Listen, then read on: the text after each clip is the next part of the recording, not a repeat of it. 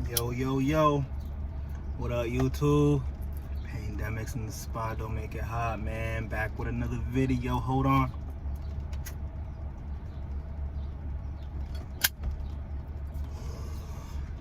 Alright. How y'all boys doing, man? And I got a little different video today, you know what I mean?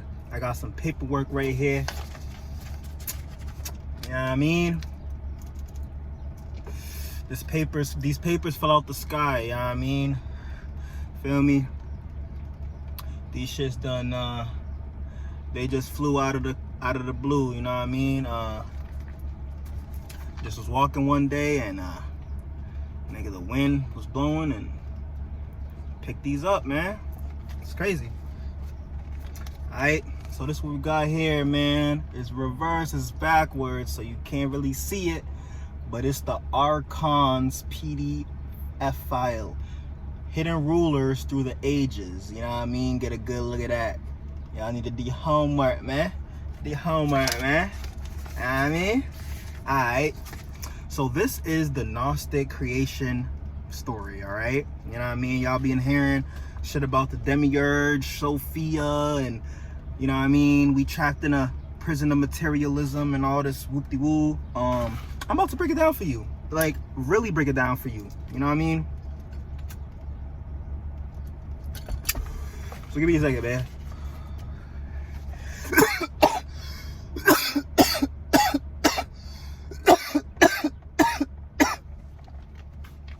I got no bev.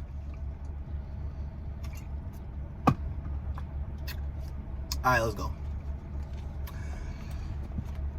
So, in the beginning, the Gnostic core belief was a strong dualism that the world of matter was deadening and inferior to a remote non-physical home to which an inferior divine spark in most humans aspire to return after death. This led them to an absorption with the Jewish creation myth in Genesis, which they obsessively reinterpreted to formulate allegorical explanations of how humans ended up trapped in a world of matter. The basic Gnostic story, which varied in details from teacher to teacher, was this. Get ready for it. So, in the beginning, there was an unknowable, immaterial, and invisible God, sometimes called the Father of all, and sometimes by other names. He was neither male nor female, and was composed of an implicitly finite amount of living non-physical substance. Surrounding this God was an empty region called the pleroma, or the fullness. Alright? Beyond the pleroma lay empty space. The God acted to fill the pleroma through a series of emanations, a squeezing off of small portions of itself, non-physical divine energy. In most accounts, there are 30 emanations. So there are 30 emanations in 15 complementary pairs, each getting slightly less of the divine material and therefore being slightly weaker.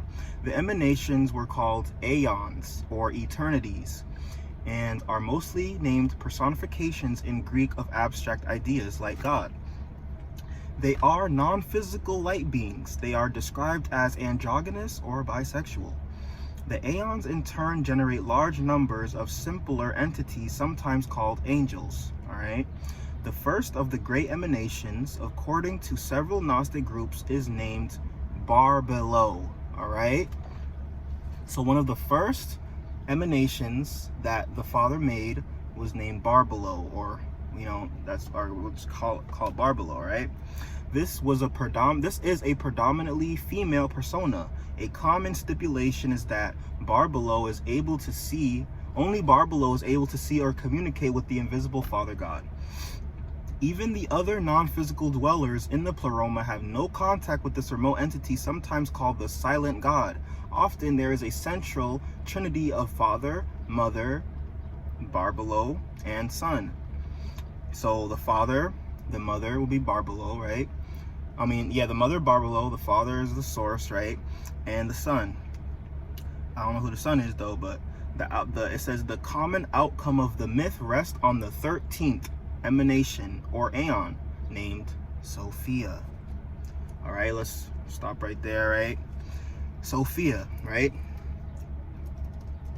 Shout out to 607 Unk, man, but like the way that he tells this story and I understand he's doing way more than me, you know what I'm saying? And he's the reason why I'm making this video. So he is doing a lot more than me, so I can't even hate on him, but you know what I mean, the message gets out there either way, so it don't matter. But I just want to, you know, because a lot of the things he says are he doesn't have it all together. I'm not saying I do, because I don't either, right? I'm obviously, like, he's more successful and shit like that, so you know what I mean. But if you look into my other video, you would see like why people don't want to be famous anymore. What people you would see is because like people who are even higher frequency than someone like 607 Unk or Soul Illuminati or Rashad Jamal, all these people, Pharaoh, whatever, they probably know more, but you wouldn't know them because they don't want to be known, right? What does this say about the true father, right? What does this say about him? He's a silent God. He is away from all of this, right? The only emanation that can talk to him really is Barbalo, right? He's away from this stuff. He's not involved, you know what I'm saying? He's involved indirectly, you know what I'm saying? That's what a lot of high vibrational people reflect and do, and I feel like it's because of their reflecting the source consciousness. The source consciousness is if whatever entity that was a high vibrational fell down to earth, which that's what we are basically, they would stay out of the spotlight, right? Don't you think? They probably wouldn't want anything to do with it, right? They, you know, let's just keep reading. I'm doing these as not even a way, like, I'm not trying to be lit, I'm not trying to be famous, I'm trying to get money, be like, you know, take care of my family and friends, and be able to do positive changes in the world and things like that. You know, so wouldn't really be, I'm just making these videos as documentation to say, you know, when I die and shit, I'm be like, you know, I didn't keep the message to myself, even though there's nothing wrong with that. But nigga, I fucking tried to help raise the frequency in this way or whatever, you know what I'm saying? So let's keep going. So it says where were we? Okay, so it says the 13th emanation or aeon, Sophia, that was her name, right?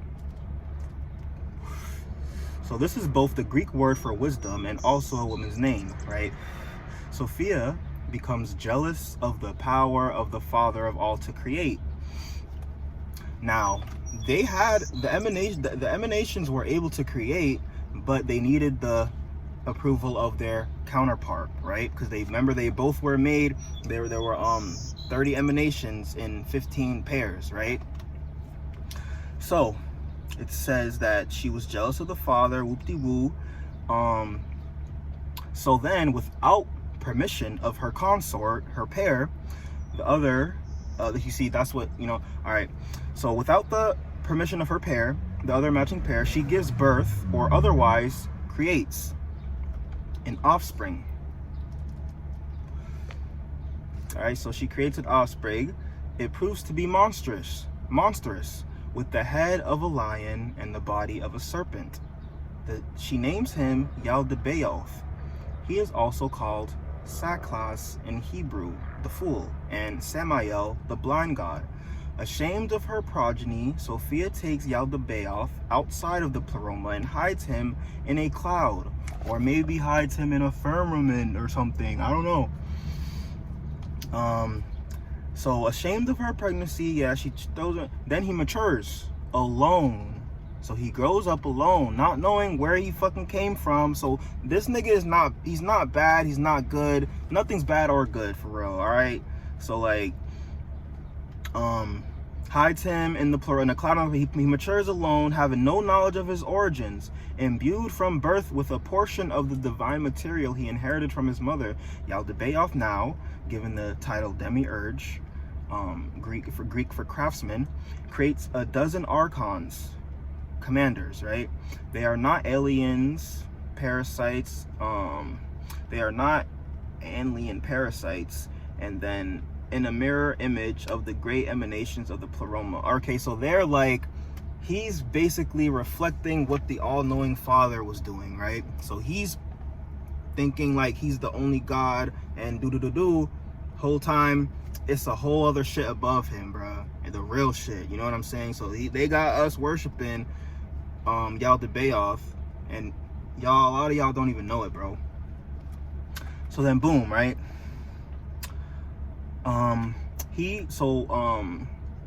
Yaldabaoth then creates the cosmos, understood to mean not the entire universe as in modern usage, but the known planets. These were, in the order then understood, the moon, Venus, Mercury, Sun, Mars, Jupiter, Saturn, and the zodiac of visible stars. According to the new Ptolemaic system of astronomy, all of the stars were thought to be attached to a single crystal sphere. All right. Yaldabaoth assigns 7 of his archons to rule over the 7 planetary spheres, then creates the earth and decides to populate it. He has his angels make Adam, each of 365 angels contributing a single part. But Yaldabaoth and his archons find that their creature is lifeless, or at least unable to stand. Creatures of clay, right? By this time, Sophia has discovered what her offspring has done and is horrified at the fate of the humans he is in the process of creating, who will be encased in deadening matter as in mobile tombs. In one version, she and her consort come down from the pleroma and trick Yaldabaoth into breathing life into Adam and Eve, therefore giving them and their descendants greater spirit power than the Demiurge is able to retain. In another version, Christ or another illuminator comes to Earth disguised by a magic helmet and imbues the near lifeless human prototypes with tiny divine sparks. So long story short, basically, who gave us the spark of life was not our creator, right? So like the one we worship isn't even the one who gave us this power, right? We're actually more powerful than he is, or it is, or whatever, right? That's why we're the ones trapped, I guess. Which, like, I don't know, man. It doesn't really make sense, but it does at the same time. Just follow your intuition, follow your heart, or your mind, follow your subconscious. I don't know. Okay, so Yaldabaoth then creates the Garden of Eden, but not on Earth as in Genesis, but at the level of the stars. He cruelly tells his human captives not to eat of the tree of knowledge of good and evil. In some versions, for example, the hypostasis of the archons among the Nag Hammadi text, the serpent is the agent of Sophia, urging Adam and Eve to disobey. In more Christianized accounts, it is the Christ who comes to the garden to warn Adam and Eve of the Demiurge's plans to enslave them in deadening matter. As must be clear by now, Yaldabaoth is known by Jews and Christians as Jehovah, or just as God. The Gnostics frequently and ironically quote Yaldabaoth, declaring he is a jealous God, claiming in his ignorance that he is the only God. So finally, the role of a savior, even in the later documents when this is mostly Jesus, is not to die for people's sins. Sin has little to do with the Gnostic vision. Particularly, this peculiar Christian concept of original sin borne by every human, the savior figures in Gnosticism try to wake people up from the deadening effect of being encased in matter and prepare them for the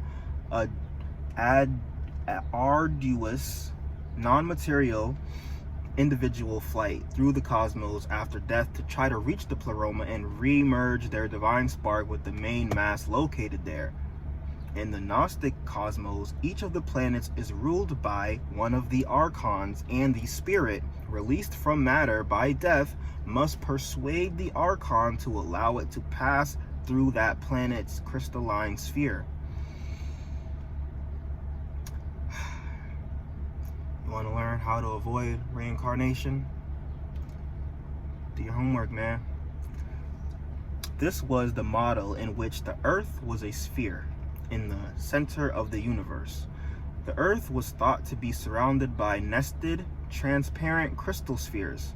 The seven heavens of Proverbs, one of each of the planet-type objects, which included the sun and the moon. The eighth sphere, the Ogdode, contained all of the fixed stars.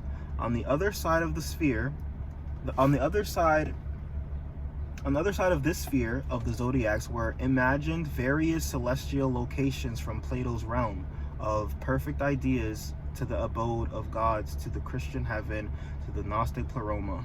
All right, don't really know what that means, but the Gnostics then sought to remain current with the science of their day, but in the Ptolemaic system of the planets, the planets had been promoted from mere moving points of light to the central points of gigantic crystal spheres far larger than the Earth. Many of the Greeks now thought of the planets as minor gods. For the Gnostics in particular, this posed the problem of how the escaping spirits were supposed to get through each of the 8 transparent spheres to reach the pleroma. Hence their concern with inventing verbal formulas and supposed passwords for the voyaging spirits to declaim to each planetary archon or its minions to gain passage. Oh my gosh, I wish I had the rest of the papers. I should have brought them. I thought it really gets good in the other pages, but like, so y'all get it, right? This was just a little one. All right, I'll make another video soon reading more of the pages. I'm gonna get through this whole PDF file on this YouTube channel, so it's all good. So like, quick little breakdown, right? It's just like, you know what I'm saying? Basically, you know, Yaldabaoth, he starts creating. He's been thrown out into the fullness of space or whatever the fuck by Sophia, who's ashamed that she created him, and seeing that he was monstrous and, you know, probably like a tyrant and shit, tyrannical god or something. Maybe she foresees that and, you know, gets rid of him, whatever, which I think is like, I'm pretty sure like she ends up getting some repercussions for this or something like that. But like, you know, redeems herself and some shit. Feel me? So then he starts creating, right? He starts basically mirroring the pleroma, you know what I mean? So the pleroma probably looks a lot like Earth, you know what I'm saying? But except nothing dies there, you know what I mean? Maybe it's like not even physical really, you know what I'm saying? You know, really fuller, you know what I'm saying? Just perfect, you know what I'm saying? So yeah, dude, like, shit's crazy. They lied to us about, like, it's not even lies. There is no lies. There's no lies. It's just finding out the truth. You know what I'm saying? It's like, I forget, it's something that I read that said the universe doesn't lie to you. It just I forget how it goes, but it sounded pretty good. I'm high. So yeah, man.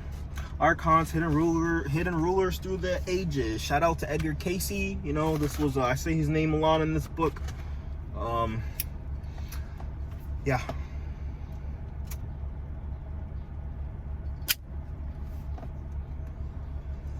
It's a lot of crazy shit going on, man.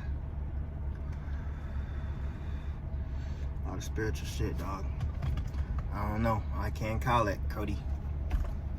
But I'm about to go ahead and dip up out of here, though, man. I just wanted to put a video out for real. I apologize. I'm not really proud of this video right now. feel like I could have did a lot better. I feel like there's so much that I want to say, but I just can't think of it right now.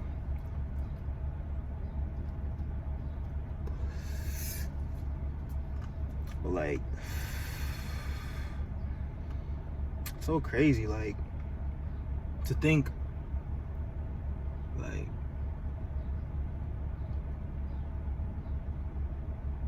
just don't understand what's the big cover-up for. I don't get what the benefit of this would be, of lying to the whole earth, you know what I mean? You know what I mean? The earth, they lie to us about the geological construct of the earth. They lied to us about how like the formation of the earth, not even a sphere for real. Like, we really do live in I believe we really do live in a firmament. I do believe that there are, what's it called? Locations outside of the Antarctic wall, you know what I'm saying, where many of these beings that we think are so foreign to us really are here already. It's crazy. Alright, man, I'm just rambling now. You know, I'm gonna end the video now. I'm gonna end the video. Peace. Thanks for watching. If you did, subscribe and like, man. More videos coming, man. I'm gonna do one every week for Shursky. No kizzy. Peace.